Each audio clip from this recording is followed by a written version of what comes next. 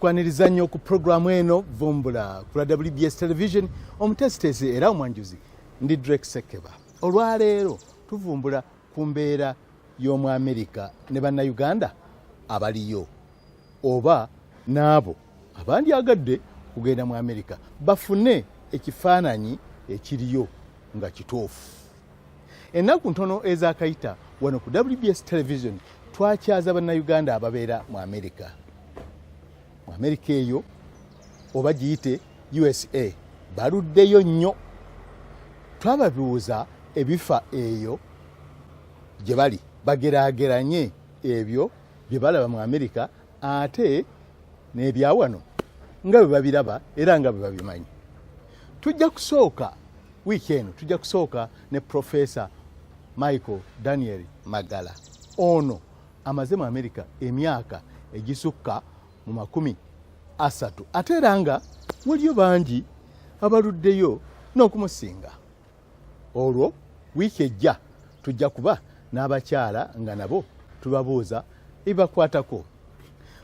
Professor Magala musomesa mu byenfuna n'ebyobufuzi mu Amerika ng'asomesa mu Springfield Technical Community College mu state ya Massachusetts ey'omuliraano ne Connecticut gy'abeera. Katutandike naye bwe tuti ye nga bw'asomesa ebyenfuna ate nga aludde mu Amerika, embeera y'ebyenfuna mu Amerika agisengejja atya? Well, mu Amerika ebyenfuna mu Amerika oba economy nene nnyo yesinga obunene mu nsi yonna. Eri worth nga GDP waayo mu real terms alina trillions 17 $7 trillion. Ensi egiddako China yakavuganya America, yakavuganya Japan. China erina obukadde bwa GDP trillions bukadde trillion oba mu kitabu kya Uganda sikimanyi bw'okiyita butabalika ndowooza bwaba butabalika kati economy ey'okubiri mu nsi yonna eya China erina trillion nga 6. kakali ekyo kiteebereze ku America ye17 eringa nga 3 times the size of the economy of China. So kwegamba yo ne bwebefunye shocks ze Twitter shocks emitawaana mu economy America. Shocks tezikwatirawo nnyo muntu wa bulijjo olwokwanga nti kinene nnyo size nneneko. Kati bwe economy obutono nga Uganda oba nsi ezirina population entono simanyi GDP wa Uganda bwayimiridde naye ntono nnyo. Kwegamba kyovola nti mu Uganda economy bwetabuka buli muntu kimukwatako amangu ago. So mu America wadde tubadde n'ebizibu mu economy badde tutawaana nayo. Yali Obama we yatwaliranga egwiridde ddala naye kati agizizaawo kati ebadde nga US economy ekula between 1.5 and 2%. Okay. Pozi mulonda ddi? Tulonda nga January 2016. 2016. Ndoza mumu natusooka ndoza mumu natusooka tujja basooka mu mulonda mu February. Kakati ogambye nti China yakubiri ku America mu byaki mu bugazi bw'economy mu bugagga okay obwensi yonna. Okay. Amazima gali nti America ngagga nnyo oba yesinga obugagga mu nsi yonna, naye ate lwaki ebintu ebikozesebwa ebitundibwa mu maduuka agamu oba mu maduuka ebintu ebimu ebitundibwa mu maduuka bibeerako bupande nti made in Malaysia, made in China, made in Hong Kong, made in Singapore, made in India n'awalala ebintu ebiriko made in USA bitono olwawo okubiraba kiki? Ensi ezisinga bwekula eva nnyo ate mu manufacturing nedda mu services. Kakati America kirabika nga emirimu gyayo gisinga gya services so si gya manufacturing. Olwokubanga standard of living mu America ya waggulu nnyo ne wages ziri waggulu nnyo. Kati bw'oddira n'okola ebintu mu America obitunze ensi enjavu baba tebabisobola. Kati okugula esaati mu America oyinza ogimaliza ogikola ng'eringa ku $3.40. Kakati ono ogitundawa n'Abamerika bennyini nabo baba tebagisobola. kakati ne tusalawo nti engoye n'ebintu ebyo bwe bityo bijja kukolebwa Malaysia, Singapore, kugamba textile industries zonna zagwayo. Kati ne basigaza kukola bintu binene nga engine z'ennyonyi, computer chips, bwe bityo. Kugamba economy gyekoma okubanga egenda ekula nnyo. Naddala kisinza okuleeta omutawaana ndowooza cost of production mu US nga kiva mu labor wages ziri waggulu nnyo tosobola ku manufacturing ekintu. Okay. Kakati naye standard ey'ebintu ekuumibwa etya kubanga fuwana ebintu ebimu balugambe yeno China olukigula ng'ekyo kyakutusedda. Ebintu byonna biyingira mu America. America ebikugira waliwo gye tuyita Federal Trade Commission ekebera ebintu okulaba nti tewali bikyupuli biyingira. Era nze nagezaako olumu okugula ekintu mu China, nagenda ku website bagiyita Alibaba nga ngezaako okugula ekintu mu China, naye kye basooka okumbooza kigenda wa kubanga nga baagala okumanya bwe kiba kigenda mu America bajja kumpa kirala, bwe kiba kijja Uganda bajja kumpa kirala.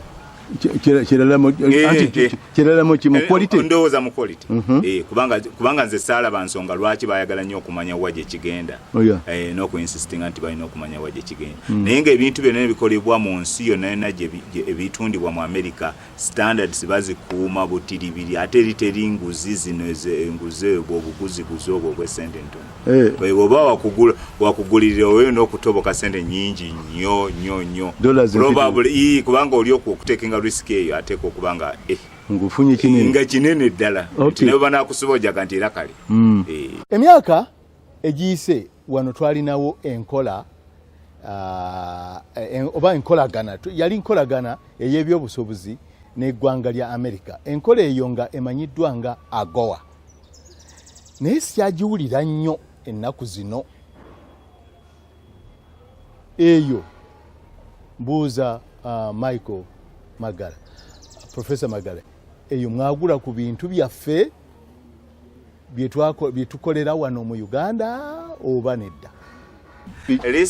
List nagikeberako list ey'ebintu nga bingi oba pages alinga 13 naye kwegamba ebintu ebyalimu baali babakkiriza okuleeta textiles ebintu nga masaati t-shirt bwe bityo ebikolebwa mu ngoye kati ebintu ebyo ndowooza abantu abasinga ne balemwa okutuukiriza standard ekkirizibwa mu America kubanga kati ng'engoye ebintu ebisinga eby'engoye tebikkirizibwa kukwata muliro kugatusa bw'okikumako omuliro tekiteekwa kubumbujja kiteekwa okuba nga tekiyaka nga kiyinza okwakayakako bwe kindi kizikira kati standards ezo kirabika nga AGOA abantu baaziremesa eno manufacturing eno ya failing to deliver the right standard. Okay. Yeah. Naye kati baga nti bagenda kugiddamu. Well, bwe banaddamu ne bakola standard nga ntuufu bali ne bagikkiriza tujja kubanga baba kita tujja kubanga nga tuye twase nga twase kwe kuba kwita kwa. Naye baali bakitadde nti muwendo gwa bintu bwe biti naki no baali stinga items kati nga crafts crafts clothes amaliba bwe bityo amayembe gente kuganga birimu ebintu bingi naye nga wano kye bandibadde ndoza nti kyandiyambye nnyo wano kyandibadde kukkiriza bintu bya agriculture ekitasoboka lwaki tekisoboka kubanga agriculture industry mu America yesinga ndoze kuba protected mu nsi yonna kugamba bafaayo nnyo ku mulimu wa America era government emuwa ssente ne bw'aba agudde bw'agwa emuwa ssente n'addawo bw'afulumya ebintu bingi nnyo government ebigwa kugamba government ya America kyesooka okussaako essira y'emmere production y'emmere tebagikkiriza ddala kuba na foreign competition kale bw'obanga osuubira nti ojja kuleeta ovakado wo n'ennaanansi mu America ebintu bijja kuba bizibu kiki ekizibu anti tebayinza kukkiriza eyo industry ya agriculture eri protected kyovula ntino government ya America protecting agriculture neyitawo kwegamba abalimi omulimi mu America government emuteekako emukuma nnyo emukuma nnyo Kwa example tebakkiriza kuleeta nnyama mu America. Tebakkiriza kuleeta nnyama mu America. Naye waliwo mukwano gwange omu yali asala okuva e Canada ng'alina sandwich erimu ennyama. Kakati ne bamubuuza nti olina ennyama, nti ye nina sandwich yino ya nnyama. Ne bamugamba nti tetukkiriza nnyama kuyingira mu America.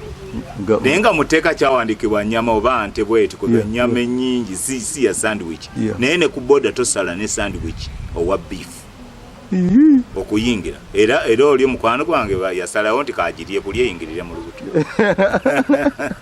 kakati otuddeko wali kwagwa batukkirwa birabako batukkiriza nga amayembe g'ente ate batuteerako standard nga era nago gaba ne standard. Nedda amayembe g'ente tolina bwogate gwe mu America tolina bwogateekako standard nga ente Katonda yagitonda n'amayembe gayago. Kati what kind of mayembe mwe temulina mayembe kati mu standard mu settinga mutya mwe abatalina mayembe. Yes, tuyinza okuba nga twagala amayembe nga gasongola ngeri ndala. Nga gawo basi masongovu nnyo ba masongovu nnyo tetumanyi. Naye bo bali basettinga standards. N'ekirala ekyewuunyisa amatooke.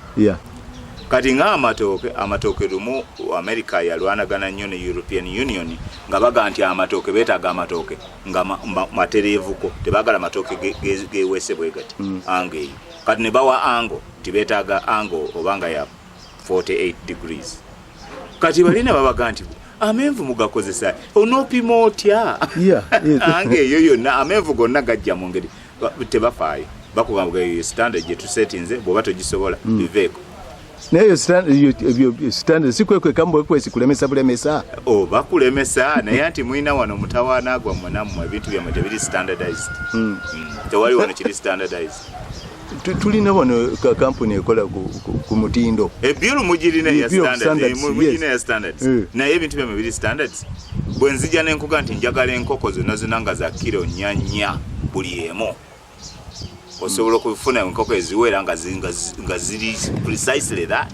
Naye kakati ebintu bino bizibu nnyo kubanga bwe ntunuulira oluusi bwe mba nzize mu America okulaba bye batunda ng'ebya agriculture matooke balugu naki biki ebyo nga ndaba obuntu buzinkuunya obuvudde eri mu Jamaica obuvuddewa naye ng'ebyeffe wano bisava. Kati muŋŋamba nti buli obuzinkuunya bwe bukuma standards. Buba buli ku standards temugiramu na biwuka. Hapana. Uganda tulira dola yalinnye nti dola yalinnye oba dola yasse. Kati eyo mu America nayo dola erinnya ate nekka. Dola erinnya nekka naye tokiwulira. Okiwulira otambula bweru. Dola erinnya nekka naye nga affectinga bebweru bokka. Okuka emiwendo gy'omu America teginnyira kumu ne value ya dola. Olwokuba nti dola ye global currency wano kyemuva mugiwulire nnyo ate olwokuba nti no wano mu importing ebintu bingi okusinga byemu exportinga. Tuyingiza ebintu bingi. Muyingiza ebintu bingi imports okusinga byemufulumya. Kati kyekyo kireeta omutawaana nti mwetaaga nnyo ssente okugula ebintu ate ssente ez'ebweru. Naye nga ate tetubigula mu America. It doesn't matter what you're not global currency in America. The dollar is the mighty dollar. Everybody uses the dollar. Oba mugula oil, oba mugula motoka, bazetaga mu dollars. So, kati demand yamwe buli sereba erinnya eya imports. Kyokka nga ate byemutunda olwokuba mutunda nga coffee. Kati coffee oyo waliwo kye tuyita declining terms of trade. Nti bino ebintu byemutunda ebya agriculture mufuna ssente ziri foreign. Biba bikebbeeyi buli seera kyokka nga ate byemugula ebweru birinnye ebbeeyi buli seera. Kati ekyo ne kireeta nti wano buli akaba ku dola ne bweba ekyuseemu ssente 2 olw'okubanga nti mugula ebintu bingi nnyo n'ezo ssente 2 oziwulira nga naye mu America tetukiwulira that much. Tetukiwulira mu mafuta mokka. Amafuta nti gagenda ne galinnya nnyo naye ekyo tekiba problem ya dola kiba problem ya cost of living mu United States. Naye nga problem si ya dola. Dola okushakinga nnyo tekitu affecting nnyo. Until we start going outside. Kakati mukiwulirira mu bintu mu kugula bintu n'amafuta. ndozo okusinga mafuta gegoka kakati otyo kakati olwo erinnya obese $1 bwekka amafuta tuba tugagula expensive fe tuba tuserebwa amafuta ekigisiza kyo be nekigirinyisiza anti ekigirinyisa demand ekigirinyisa demand ne supply ndi wammwe kati mu America mu States tugula oil nga tumugula mu dollars kati dollar bwebanga yakke bay kitegeza fe tusasula kingi okufuna amafuta gegamu okiraba kyokanga ate dollar bwerinnya ennyo bweti ate mfa amafuta nga gakka kubanga tuba tugagula mu dollar nga y'amaanyi kakati bwebanga yasse kitwala kiseera ki wakati wokulinya n'okukka bweba yasse common man mu United States takimanyi takiwulira okutuusa nga kituuse mu mafuta ye bwagenda okugula amafuta walabire kakati bwebanga esse amafuta gali expensive gakka anti tugagule sente nyingi kubanga amafuta gakka ddi amafuta gakka nga dola erinnya ekyo kibaawo bwerinnya abasuubuzi bassa omuwendo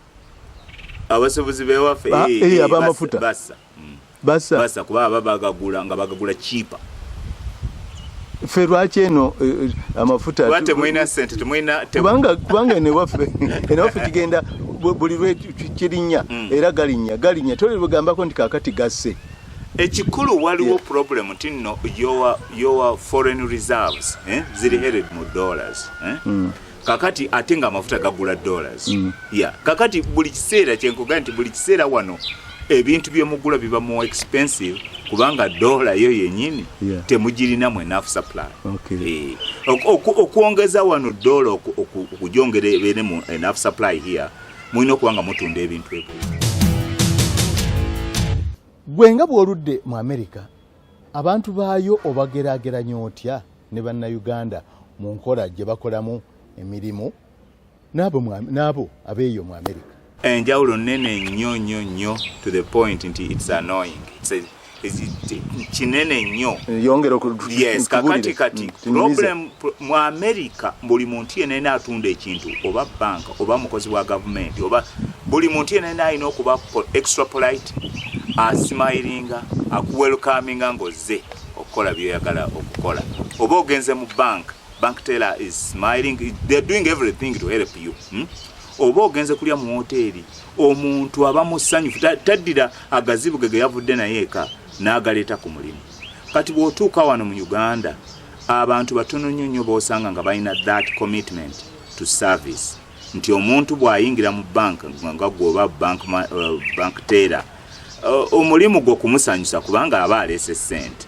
naye si kumucyungacyunga n'omulemesa byayagala okukola so kati wano problem eri mu labor service y'abantu service delivery tennaba kulongooka kuba nti omuntu oli committed ku mulimu gw'okola olina okuba committed to the point of ridiculousness ng'oli wazze kola ate nze kinewunyisa wano okisanga mu bantu bano abakola mu katale nga bali polite than abali mu offices abali mu offices balina tendency okuluza nti babbeeyi nnyo oba baasoma oba kiki naye nga okiraba nti kikyuseemu mu bantu kati nga mu katale abantu service yabwe eri very friendly kubanga they have to beg you bagule okay naye olowooza wano kiki ekireeta ekyo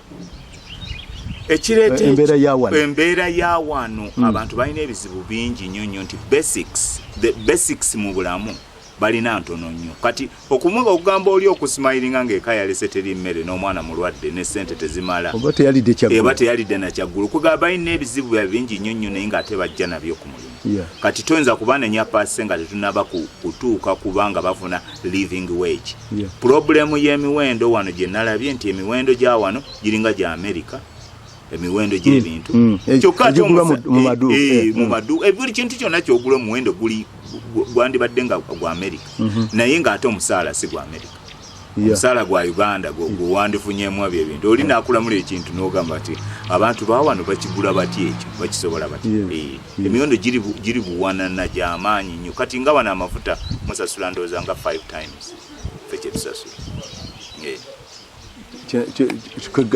kirikyuka ddi okukyuka kwakyo mwino ensi yennyini erina okutandika okubanga egattako ebintu bakita value added ku bintu bye batonda ebweru n'okukola kubanga nze wano baŋŋambye nti yo unemployment esukka ne 70% unemployment ey'abavubuka kati tolina bw'osobola kikola nga tonasolvinga issues z'abantu kubanga bakola naye mu Amerika waliyo gamba nti basetinga nti omuntu living wage nti ono sente omuntu zokoma okumusasula essaawa. Yes, waliwo minimum wage. Waliwo minimum wage. Minimum wage eri $8 per hour. Ya federal.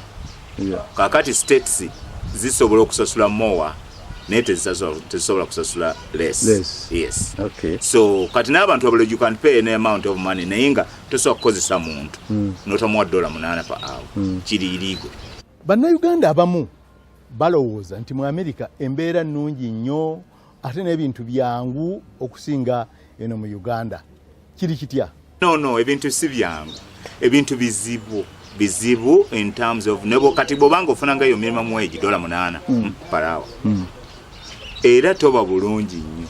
Okay. Naye oba olina basics zonna osobola okusasulako apartment ate government yawe ebekuteerako ne sente kubanga kati eyo minimum wage zijjanga $4 a week. So kibanga kikuyamba naye obanga toli mugagga nnyo enjawulo wakati wa America n'ensi zaffe zino ezeeno mu general nga njogedde in very very general terms kiri ku buyonjo obuyonjo olitayinza kulya kikongoliro n'akikasuka mu luguudo tasobola kuddira buveera n'abusumululamu ebintu n'abusuula nga bw'abayagadde kwegamba omuntu buyonjo bwe buline na wano Kampala oyo tusobola mufuula nga Amerika ng'abantu batandise okuyonjowalako ne babanga ekintu kikuswaza gwe wennyini okusuula ekintu mu kkubo. Kale kwegamba Amerika bajeegomba abantu naye ina amateeka abantu eri bagoberera amateeka tebagagoberera nti lwakubanga bo balungi nnyo batusinga obulungi bagagoberera lwakubanga nti kiri costly okumenya etteeka. Kati bw'omenya etteeka n'ogenda oba n'obba ku mulimu bw'obba ku mulimu gwe wennyini kigenda kubeera kizibu nnyo okuddayo okufuna omulimu omulala n'abaana bo naye bagendaga nti kitaawe waabwe mubbi kakati kugamba nekibanga tekigwa. Okay, era kyansikira kwegamba kireetera ddala obuzibu buba bunene nnyo okumenya amateeka si kubba kwokka naye kati trafiki bakutta onywedde omwenge otamiti bayinza okuggyako license okumala ab'emyezi 6 oba 3 depending on how kutamira bw'obadde kati naye bw'oddamu bayinza ogitwalira ddala permanently forever nga bano abeevuzaavuza n'avuga boda n'atomera abantu n'akola kiki talina license talina kiki bwe bakakwata kapikipiki taddayo kalabako naye kati wano abantu wano system institutions teziri strong enough to set up a system esobola okukola obulungi. Kaakati bannange ndowooza kino abantu bakyagala okukimanya omuntu gwe wagenda otya mu Amerika? Nze nagenda kusoma mama wange yasingayo wano ennyumba nenfuna fees ezisooka za taamu emu naye kwegamba era olwatuuka eri nga tezimala kwegamba essente eno ne bw'obeera mugagga essente zikutwalira omwaka omulambo okukola mu Amerika zigwawo mu wiiki emu. Kale olwokuba nagendera buli muntu alina omukisa gwe wootuukira kati nze we natuukirayo ng'eno tukyali mu lutalo government President Museveni yakajja mu power 86 kati nga eri nsobola okuclaiminga nti eno zikyali ntalo essente ziremeddeyo nenfuna permit nenkola naye nga ekikulu nti nno bw'ojja mu America nti ozze kunoonya ssente bunoonya jangu nga businessman ojja ogula ebintu okomewo otambule naye okuga nti nozzeeyo kukuba kyeyo kati mu America kubanga mu America kukuba ekyeyo abeera enguudo balina ebimotoka ebyera enguudo naye abo nabo bali unionized kyotegeeza bali mu union kwegamba tesobola kugamba nti n'olwatuuse mu America bwoti ku kisaawe bwewavuddeko n'ofuna omulimu oyinza okutwala ewiiki ndedda ne wiiki ebantono gusobola okutwala omwaka mulamba nga togufunanga n'empapula tozirina olwo ng'osulawa ate gwomanyi ani yakuleeta kisinzira yakuleeta kukwega engeri gy'ojjamu ye determining oba ono ba successful nze kyovola nti abantu abasinga mbawa amagezi either jangu kusuubula oveeyo oba jangu kusoma lwoba ne time empanvuko kati era awo wetuli awo omuntu ajja atya mu America kyengamba what ways omenye kusuubula kusoma ekirala kuba kyeyo naye kuba kyeyo kanti obaira n'emitawaana mingi mitawaana ki ati anti tolina mpapula kati ukiyinza okutwala omwaka mulamba okufuna empapula bw'oba ozifunye ate nakyo nga tekiri guaranteed nti ojja kufuna empapula naye bw'oba nga wajja kusoma evisa yo ebeera bagita duration of status ebeera nga eri valid as long as nti osoma kati wosalira amagezi amalala America nene nnyo oba nga menti ngazi nnyo eva kuli nedda kuli naye bannayuganda basinga kubeera mu state ki mu state ziruwa ba state ziri 50 basinga kubeera wa ate nga state emu nene nnyo esinga waliwo n'ezimu ezisinga ne Uganda emirundi ng'ebiri kakati tebereza olinaga nti watuuse mu Africa kati fe oli agenda nakubira essimu naga nti nyamba munnange nze ontwalire omwana wange oyo ajja abeera awo kakati oba oli awo nti natuuse mu America kakati ali Boston kakati goli Los Angeles kakati ezo mailo walinganga okuva Boston tuuka Los Angeles walinga okuva wano okutuuka London kakati oli agamba omunoneko kwegamba abantu balina okuba realistic mu ntegeka yaabwe y'okujja mu America kwa ebintu si byangu nsi nene nnyo states ziri 5 eringanga half of Africa kwegamba mu size yo yennyini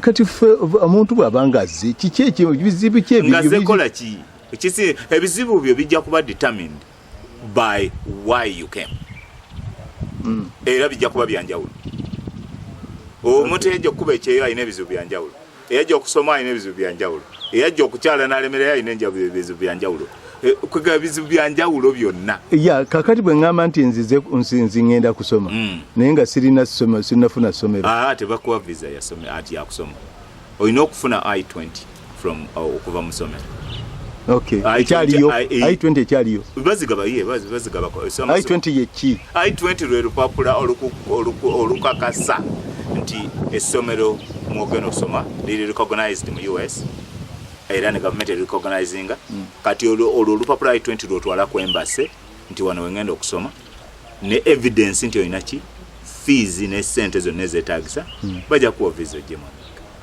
kati ate bwe mbanzi nga ngenda ku kyeyo bw'oba ogenda ku kyeyo oba kukyala simanyi naye nze bw'oba ng'ogenda ku kyeyo sirina amagezi genkuwa bw'oba ng'ogenda ku kyeyo sirina amagezi awo oba olina kwerabirira mu ngeri yo kati bwe manzize ku anti teri muntu ava eno agamba nti agenda ku kyeyo abazze kukyalira muntu kakati muyamba muti omuntu ne si bonna abantu bajja ku kyeyo naye nga tebazze kukyalira muntu kati kubanga kati bw'oba ozze kukyalira muntu omuntu alina okuteekayo evidence nti alina sente zijja okukulabirira mu kukyalako kwonna usually tetusobola kuwa abantu abali eri nga muntu ng'ali legitimate tayinza kukuwa more than 3 months kubanga aba takusobola kukuliisa n'okutambuza ne byonna biba tebisobola ajja kuwanga emyezi 3 kati bw'anakuwa emyezi 3 bw'oba gwe nga walina pulani yo yakukyala olemerewo kakati awo nga ye takimanyi kakati era ajja bikusibirako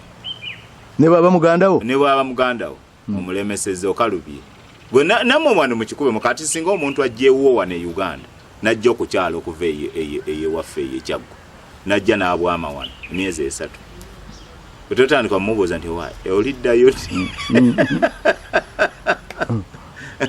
ate nga talina kazze nako konna buli kyomubuuza ate amaaso jiba ne wanoonyezaako ku mulimu wali nti ate ndina empapula tokiraba kwegamba kiba kizibu nnyo oba okalubye naye ng'ate waliwo abantu asobola okukuleeta ng'amanyi nti nojja kukola ki kukola ebyo waliwo abakikola bwe bati naye abantu abasinga okukikola abankikoze bwe bati be bagenda era mu ngeri eyo naye omuntu atagenda mu ngeri eyo kiba kizibu nnyo okwencouraginga omuntu okusigala mu ngeri eyo. Kakati gwe omuntu bw'abanga akuyiseeko ng'ayagala okukukyalira akola atya? Omuntu bw'aba yagala okukukyalira muwandikira ebbaluwa gy'atwala ku embase. Ab'embase bajja kunkubira essimu okulaba validity y'omuntu oyo. Bajja kebera bank accounts zange ne byonna. Kati kyoga buli muntu ayagala kasito otekayo amannya g'omuntu be pa embase wano terina gwetamanyi waali. Mu US nabo abadduka buli muntu abadduka abantu abo bayingira nga tebamanyiddwa gye bali abo balala naye ate abo tasobola kuwa bbaluwa kubanga ate banakuwa ebbaluwa ejja kulaga wa waabeera eri nga bamunoonya bamukwata. Kakati omuntu bw'abanga kubanga tulabanga ekyangu nti azze anoonyeza mirimu gye emyangu n'emizibu okukola. Emirimu egisingira ddala obwangu gyakulabirira abakadde. Abakadde abo baweze abasuka emyaka 8 bagenda mu nursing homes. Bakuŋŋaanya ssente zaabwe ezibalabirira eziribalabirira mu bukadde. Kati egyo emirimu gyegiri naye gina agencies era tomala gatambula n'ogenda zina agencies waliwo ne bu qualifications bwe bakozesa n'ebyo ebicupuli bibaayo abantu babikola kati ogwo ne gubeera waliwo okwozesa wani mu hoteri waliwo emirimu gigibaayo bwe gityo naye kati emirimu egisinga kati bakeberamu waliwo eyo balina general computer bwe bateeka okulaba obanga wa permit zone ntuufu bwe zitaba ntuufu waliwo ate n'abalala bahayalinga nga bahayalinga babicupuli.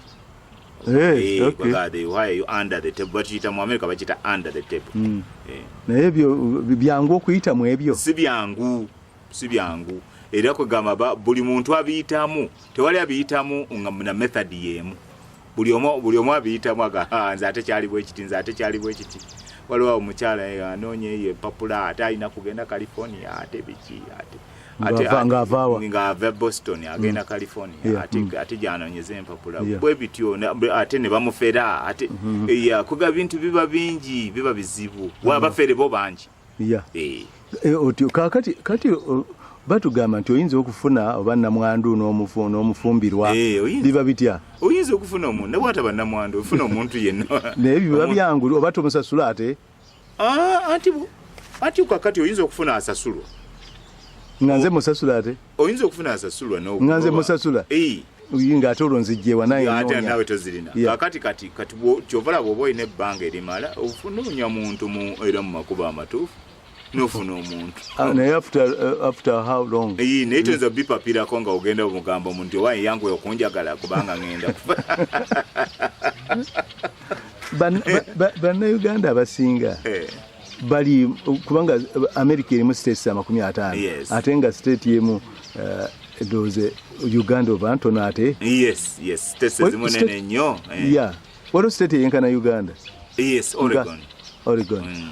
Okay, bannayuganda basinga kubeera mu states ziruwa? Bannayuganda basinga kubeera ate waliwo ebibuga ebimu nga bisinga okumanyibwa okusinga state mwebiri.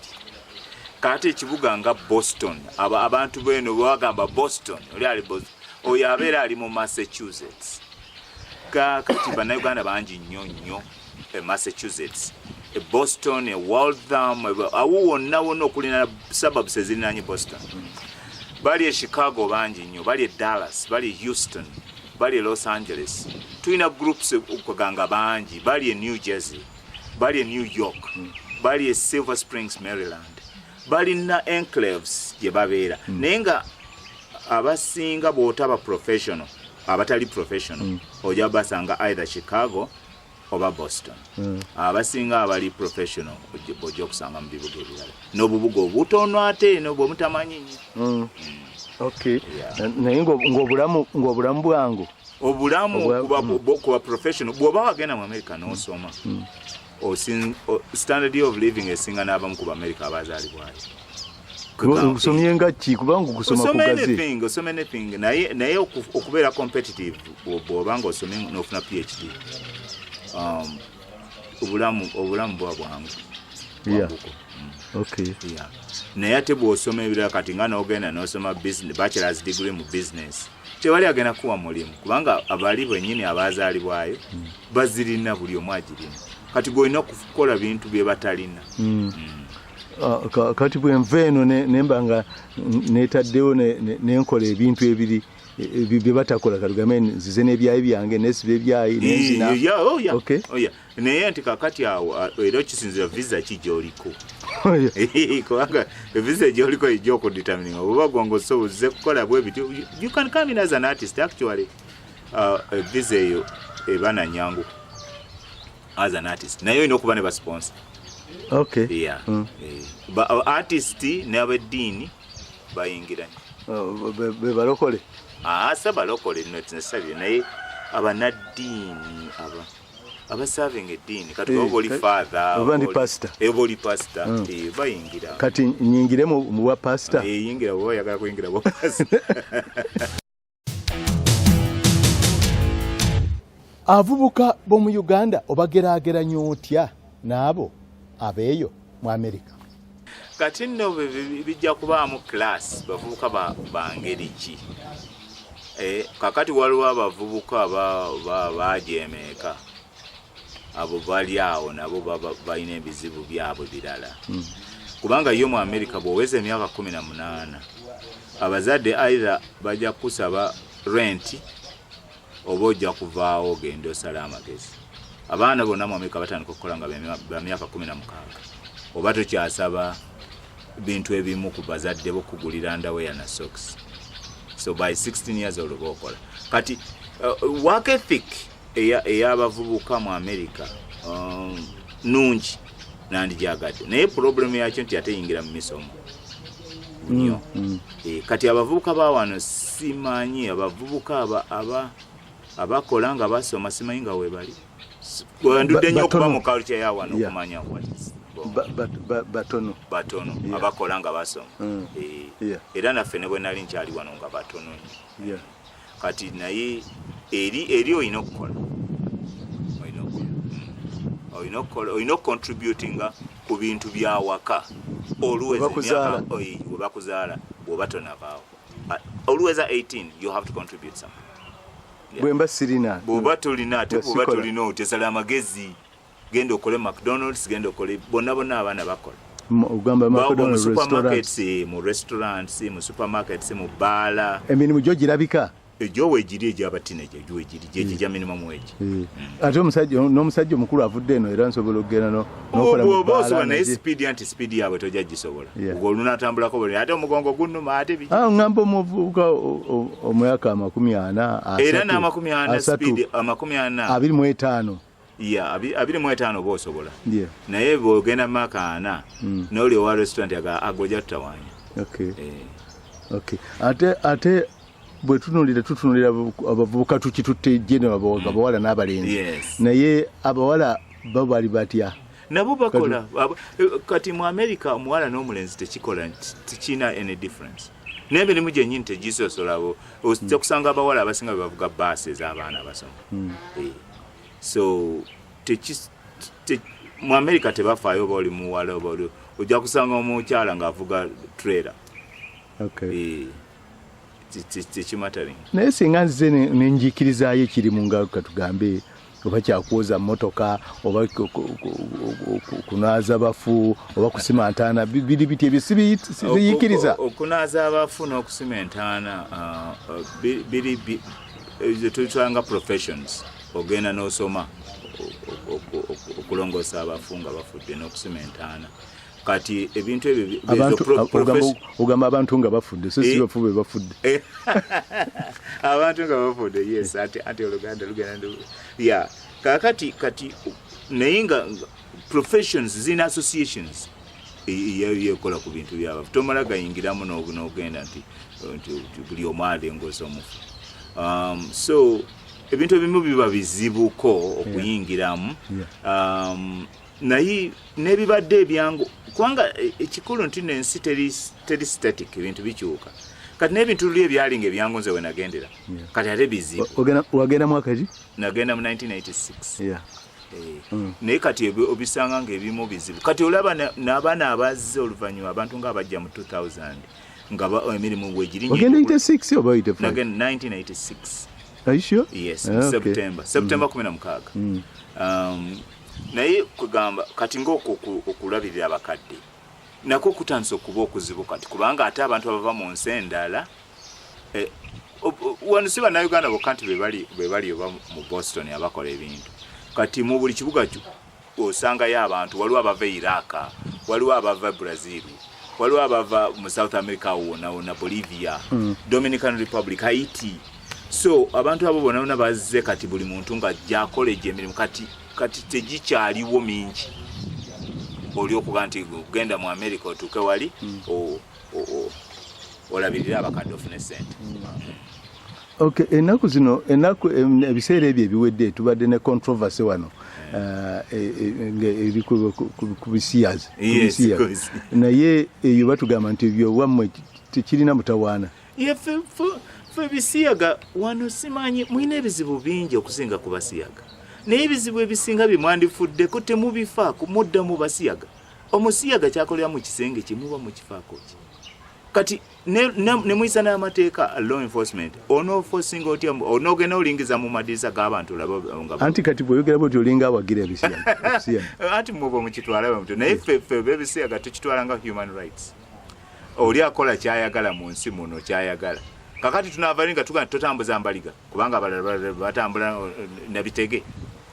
Tukiraba oba oyingira mu area gye mutategeera bulungi eba wasting obudde. Kati mu America abasiyaga oba sibasiyaga nobody cares what they do or or what they don't do.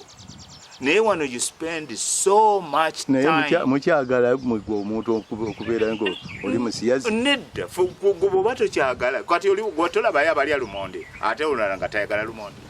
Kakati anti ffe mu Africa tukiraba nga kintu kikyamu. Mulina obuzibu bungi ebintu ebisinga babibasibako busibi. Wamala kuyitawo bbanga ddene nnyo wegenda eyo engulu bagambe bagende mu kayu. Abantu wano babasindika nga busindisa okugenda mu kayu lwampaka bawoza sikalu kyaffe. Omuntu nzito okugamba nti esikalu kyaffe ng'osibye ne taayi otaddemu ne kooti osayininga etteeka erigamba nti ate eyo sikalu kyaffe. Tekikola sense. Abaana bammwe bwe muzaala nga kati nga mwe abalina roots zeeno mubakola muti temusanga obuzibu n'abaana abo? Tusanga obuzibu bunene nnyo kubanga bwe babeera mu environment eri by definition eno oba olwana olutalo uphill battle okubajjukiza ebintu byeno. Kikugamba omulimu si mutono naye abantu abasinga bafuubye. Tulina organizations nga ggwanga mujje tulina organizations nyingi ezidiringa ku culture eyo okulaba nti abaana wadde olulimi lunaaba lubakalubirira naye nga balina idea ku culture emiziro nebyonna nena abagereka n'abantu b'Emmengo Bwakabaka bali involved nnyo mu kuyamba. Naye waliwo n'abalala nga abaluwo balina organizations kati balina organizations zaabwe. Waliwo nga Twegayite abasoga waliwo n'abakiga tulina groups nyingi nnyo. Kati naye nga ate waliwo UNA Uganda North American Association ate yegatta zonna buli muntu ali involved mu UNA. Sayansi akoze kinene ene waffe ebintu ebivumbuddwa naki ogenda olaba abantu kakati bakozesa amasimu bagayita batya bali ku Skype bali ku smartphones and all that.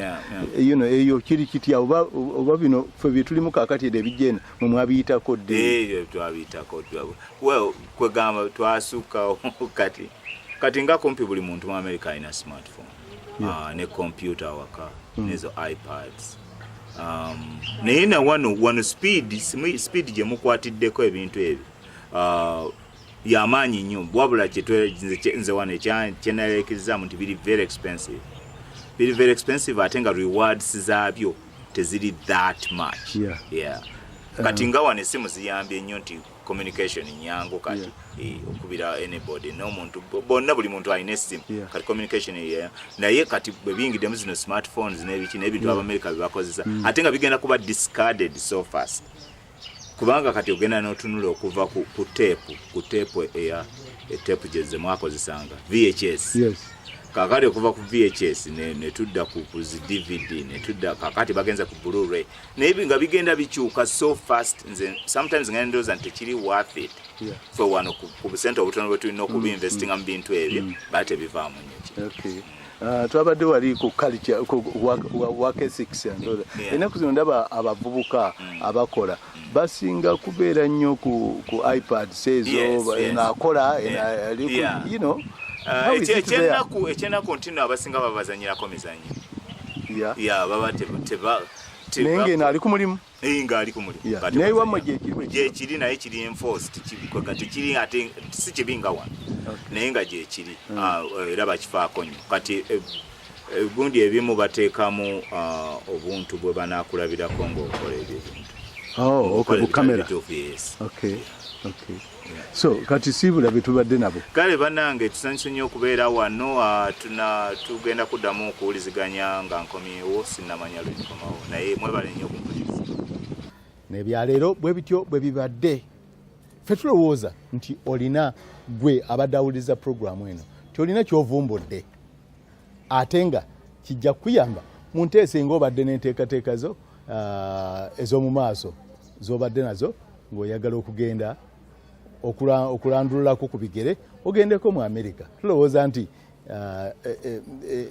embeera eno gye tubaddemu nga twogera osanga erina kyekuyigirizaamu. Wiiki ejja tujja kuba n'omuzadde n'omwana we eyazaalirwa mu Amerika gwe yazaalira mu Amerika omwana akulidde mu Amerika kyokka nnyina yagendayo naye gye yamuzaalira naye biki bye bakola twagala tumanyi biki bye bakola biki bye bayiseemu embeera bwe bagigeraageranya eya wano n'ey'omu Amerika eryetya ebyo tujja okuvumbula ate wiiki ejja tuddiŋŋane Sande ejja ku saa 11 era nga bwe twatandise ez'olweggulo era nga bulijjo bwe tukola. Ali ku kamera Basingo Alex agasa ebifaananyi John Elutaya omutesitesi ku WBS Television ndi Drake Sekeba mubeere bulungi mweraba.